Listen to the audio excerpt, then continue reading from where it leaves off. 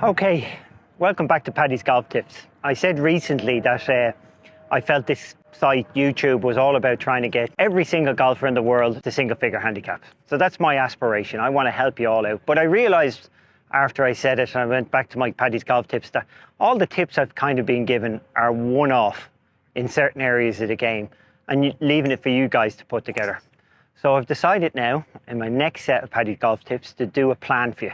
A set progression of what I would do if you came to me as a beginner, or if you came to me as a golfer who's playing for a number of years but is stuck, say, at a 18 handicap and wants to get down to 9, stuck at a 15 handicap. What I would say to you, this is especially relevant for somebody who wants to reset, whether you're starting and you want to go fresh, or whether you're playing for a while and you want to reset things and get back to a position that you can play off single figure handicap. The winner of the gold medal and the champion golfer of the year is Padraig Harrington.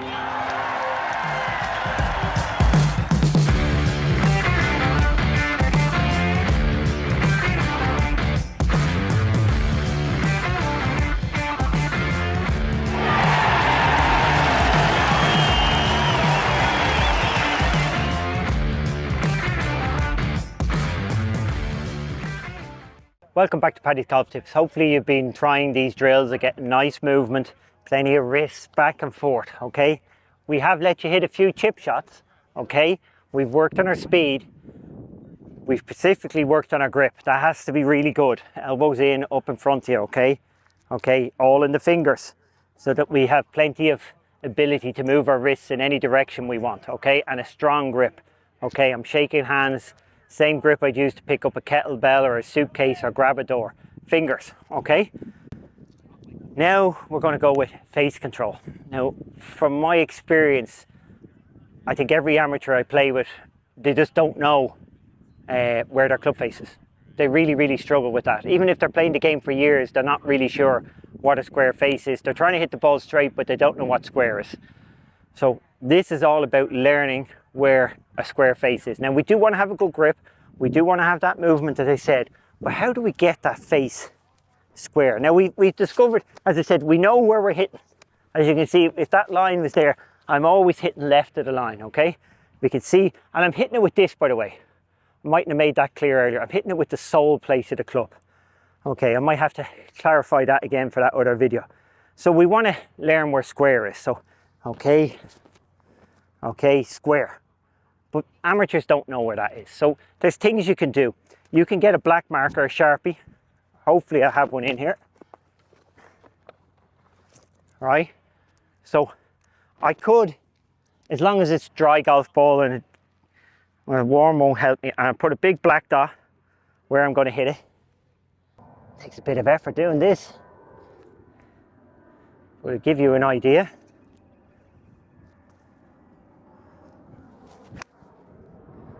Okay, now, so it was interesting. I did hit that a bit to the toe. You want to hit the golf ball about the second to third groove right here.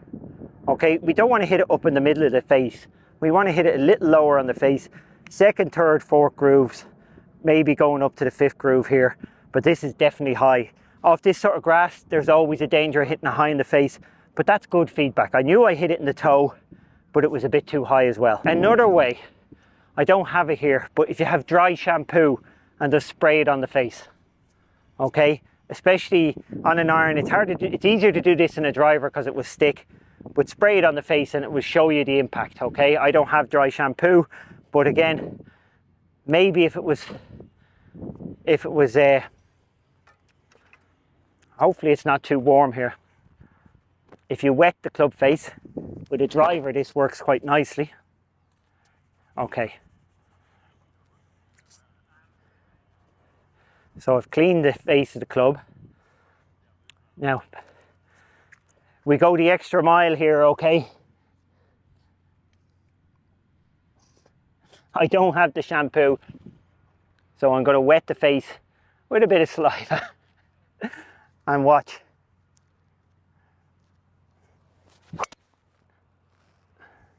So, as we quickly come in, you can see, you can see the mark was dust, but that was healy to me. It was dust there. You can see the dimple pattern has taken the saliva, I hit it there. So it was the more you hit it down low, the more it's going to cut. The more you hit it up here, the more it's going to potentially go anywhere from over here but a hook. So I hit that little low on the face. So that works okay on a cold day if it's very, but I'm getting feedback, and that's important, feedback, okay?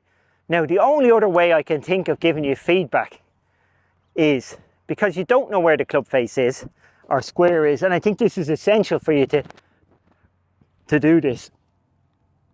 And we're going to build it in with another drill in a second. So, instead of going to the range and trying to hit the ball straight, trying to hit the ball straight is actually quite difficult, okay?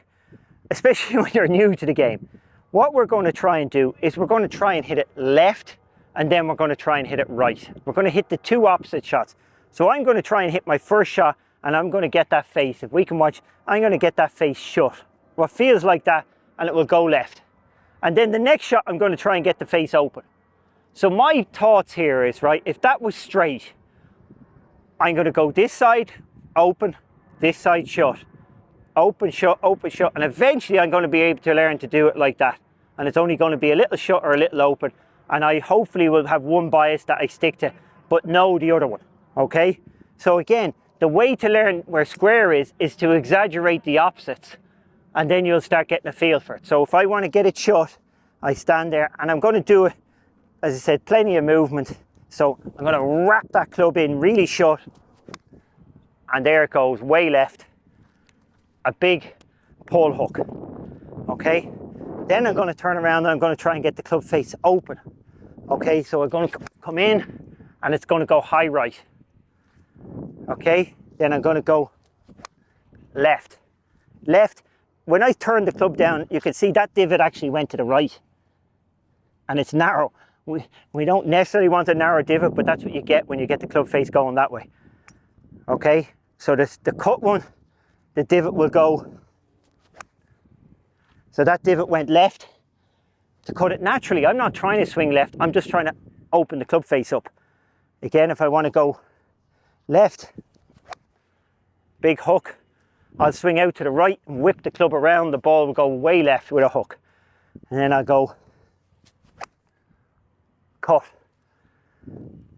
Once I get used to this and do the exaggerations, I can start reducing it. I might find one easy to do. I might be favourite. I actually probably end up, this is quite likely, you'll probably do one that you think is exaggerating and will be the perfect flight, okay? You'd be surprised, there'll be quite a bit of that. Oh, that's what a straight shot feels like. I thought I was going to hit a hook, okay? So again, this is manipulation with your hands for sure, and your body's responding to it. But I'm trying to get hook. I'm more likely going to aim right and hit that hook. And then with the left, I'm more likely going to aim left. It is interesting, the steeper divot going left, the deeper divot. The one going right is firing out and up. But that's natural. All I'm trying to do is bring the club face back. One, I'm trying to bring it back shut, and the other, I'm trying to bring it back open. Trying to hit the big exaggerations is the key here. We're never trying to hit it straight. Once we can handle that, then we can reduce the size of the draw or the hook and the size of the slice and reduce it to a draw and a fade. And that's how you learn how to hit it straight. You don't learn by trying to start off a straight. And vice versa, if you've got a slice now, you can't move a slice to a straight shot. You need to move to a hook, especially in practice. And then when you go play, if you're a slicer and you play with a hook, practice with a hook, when you go play, you're likely going to be in the middle and hit it straight. If you're a hooker of the ball, you've got to learn how to hit a slice on the range. And when you go play, you're likely to be in the middle. Don't try and go from one side of it to the middle, because that's not enough of a change for your body and your mind. You need to go flip it all the way over, both sides, and then a good player will be able to control it. Even a very good player, it never stays the same all the time. There's always a little bit, oh, I can draw it a little bit too easy, so I've got to practice my fades, or I'm hitting too big a fade, I've got to practice my draws. That's what a good, but for you amateurs, you've got to go hook, slice, hook, slice, hook, slice. Now, just to keep in context with our drill, you can do that in your garden. If you have a nice garden or yard, you can do that naturally with no balls. Let's see if I can get, so you can just swing along, shut, open, shut, open, okay? You don't have to hit golf balls. I know people don't like doing this next drill because they're maybe slightly embarrassed by it. But this is one of my favorite drills. If you can do that, if you're hitting into a net or something like that, do this, run along the line. You don't have to do the hook slice drill, but because we are doing a hook slice drill, let's do it. So I'm just going to move along the line and go hook, slice, hook, slice, hook, slice. I love one there, even one of those swings there, because my hook had put me slightly out of position. So my hook had driven me back here, and to get to the next ball I had to step back. But you will even see in that video, I had to step back, but I still stepped forward to hit it.